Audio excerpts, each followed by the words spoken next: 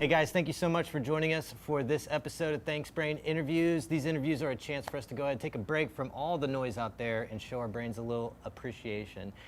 Before we begin, got to let you know, these Thanks Brain events, anything Thanks Brain is put on by Parari Group, a creative design strategy company in Hampton, Virginia. For more information, go to pararigroup.com. Today I have Chris Hill with me. He has published a book. He has a new one coming out as well. I want to make sure I get the book down. Making the Cut is already out. That's right. And Lead Like a Chef is coming out. Am I right? Hopefully soon. Just signed with a literary agent, so that's in the works, and hopefully get it sold and out the press. Cool. So tell me a little bit about yourself, Chris. Yeah, first of all, thanks for having me. No It's problem. a pleasure to be Thank here. you. So I grew up in Atlanta. Normal kind of childhood. Went to school at the University of Alabama. Got a double major in English and Spanish. Realized very early on that wasn't going to get me very far in the real world. So I went back and got a master's in marketing. Went into consulting, advertising, marketing consulting. We were troubleshooting marketing dollars for large Fortune 500 companies. We did SunTrust, Nor Rubbermaid, Novartis Pharmaceuticals, Coca-Cola. So some huge companies. Yeah. Got a chance to work with the CMOs, and also like the advertising agency side as well. That sounds great, but my boss, we just didn't get along. She was kind of hard to work with. So I, along the way, worked in restaurants pretty much throughout, even when I quit my job after about a year and a half and moved up to Virginia here to work with my cousin who owned some restaurants. And then he and I opened up a Three-Way Cafe, which is in downtown Norfolk. I recently sold my share in that and have just been writing and connecting with my social media following and building my brand and doing some speaking and that kind of stuff. Yeah, so one of the things that we were talking before the show, you told me that you have over 100,000 followers on Facebook. I do now. Yeah, it's been fun. It's been a blast. Yeah. So how did you develop 100,000 in following? How did that story play out? Well, I think the first key for me is that I didn't set out with a certain number or in mind. I said, I want to do this. I want to just be able to keep doing it. And the more I kept doing it, the more people started catching on and finding, oh wow, this content that Chris is, whether it's my videos or writing on Medium, they said, wow, like this is actually valuable. And the more people caught on, the more it got shared. And then, yeah, it kind of started to spiral. But the one thing I would say is like, people are like, oh, how I get 100,000 followers, 200, whatever, and they started, last week or last month. It's like, for me, it was 5-6 years ago, and it was just to be able to do it and put it out there and have it be mine. And I think if you go into it with the mentality of being generous and just saying, hey, this is what I have to share with the world. I hope you enjoy it and appreciate it. And if you do that enough, then people start to notice. And if it's good, then people will and they'll share it, and hopefully people will find you.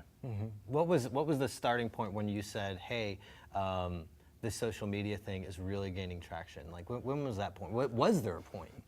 There was. In October 2014, I wrote an article called Dear Chefs. And a lot of the work I do, the content I put out, it's me being very vulnerable. So I think a lot of people can really connect with me and my ideas.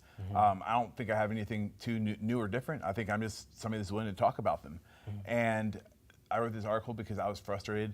My girlfriend and I were having issues because I was working all the time and I wasn't making much money. And I was trying to make the whole chef thing work, and I know that so many people in the industry had the same issues. So I wrote this article. I literally stayed up all night. I was typing, had one of those kind of Jerry Maguire moments, right, where you're just typing. I got the end of the night. The morning comes, the sun comes up. I was like, I know this is me good. And then I shared it on Medium, and it got like 20 views. I'm like, come on, man. I'm trying to figure out why it's not working. And then the next week, after it probably had 200 views at that point, my phone, I woke up. And it's flashing. I have 2,000 new Facebook followers. I have a couple hundred new Twitter followers. And I knew right away, I said, that article. Because I knew something about that article would connect with people. And then I said, and then so it was almost with that article over not overnight, but over about a week, it doubled from maybe 5,000 followers on Facebook to 10. And I said, okay, now I can connect with these ideas and people and kind of see what actually works. And then I started taking that angle to try and connect with people instead of just offering recipes and things like that a lot of chefs do. So this vulnerability that you're talking about, I know that that's probably a difficult thing for people to actually do effectively. Are there any tips from, because I mean, we've all heard that, vulnerability is key, being authentic, but what's it like to actually be authentic and for people to actually connect with that? Well, I think one great way to really connect with people and to build a following, whether you're a company or a personal brand, whatever, is to be vulnerable to the point where people really understand who you are and what you represent. Meaning, when you screw up as a company, if you say, you know what, we're sorry guys, we're doing the best we can, we'll find a way to make it up to you. Things like that people say, okay, like this is actually a person behind this picture or this Facebook page. So, but for advice for people to be more vulnerable, to put themselves out there, I'm a big fan of Seth Godin. I'm not sure if you're familiar with him, but he talks about, he thinks everybody should have a blog.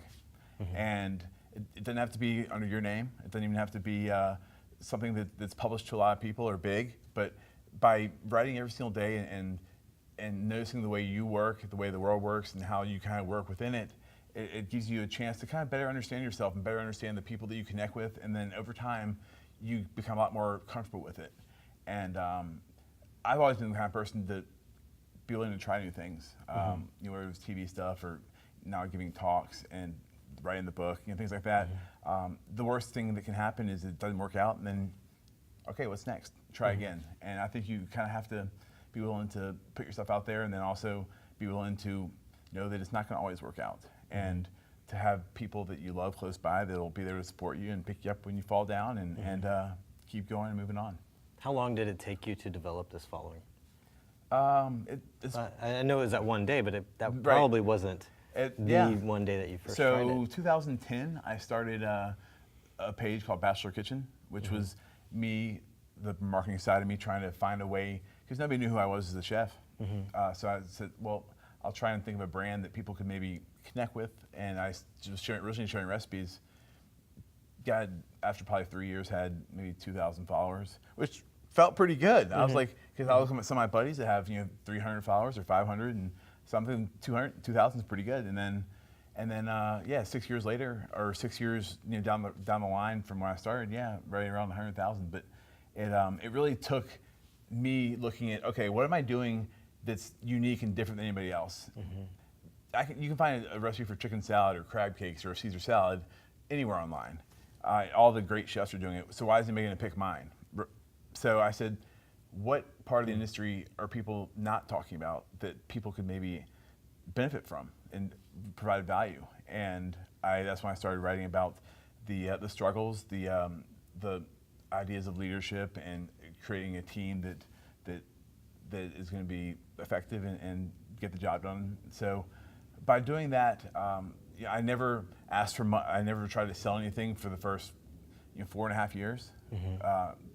Which is, I think, another thing. I think so many of us, I talk to restaurants to do some consulting, and every single post they have is check out this thing we're trying to sell, or check out this article on our website. It's all about them trying to push what their agenda versus how can I help the people out there that we're trying to connect with. And if you take that mentality of trying to help people as much as you possibly can, it comes back around at some point. You just have to be willing to be patient and know that it's going to come around. I'm going to keep going. Just keep the faith and keep moving forward. All right, cool. So tell me about this Lead Like a Chef book. I mean, it sounds very interesting. There's a lot of leadership books out there, but from the perspective of a chef.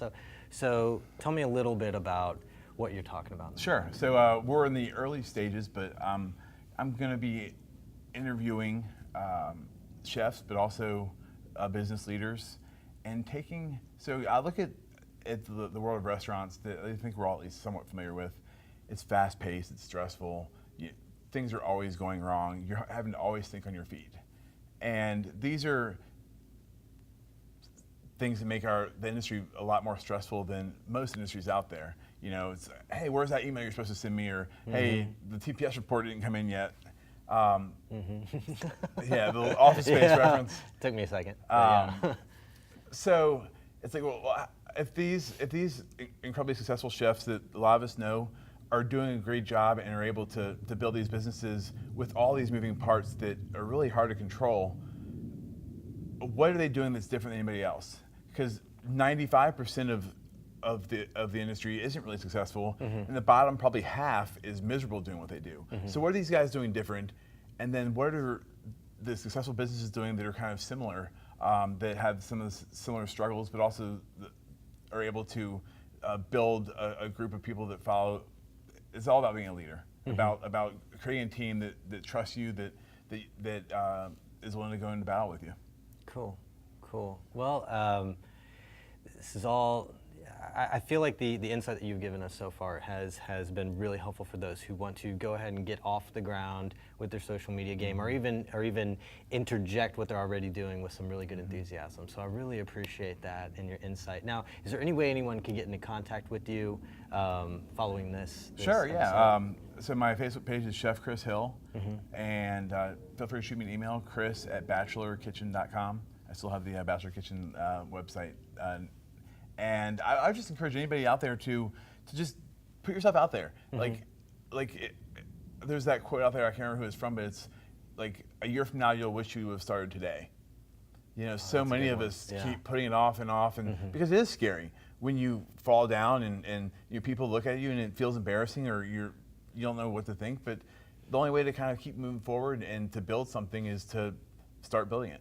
So I just encourage people to get out there, and I answer all my emails and all my messages, so if you have any questions, I'm happy to help. But, very cool. Yeah, thanks for having me. Hey, well, thank you very much, Chris. And that I guess concludes today's Thanks Brain interview. If you want to learn more about Chris, click the links in this podcast or video. If you want to learn more about Parari Group, go to pararigroup.com. Thank you very much for joining us today, and until then, I'll see you next time.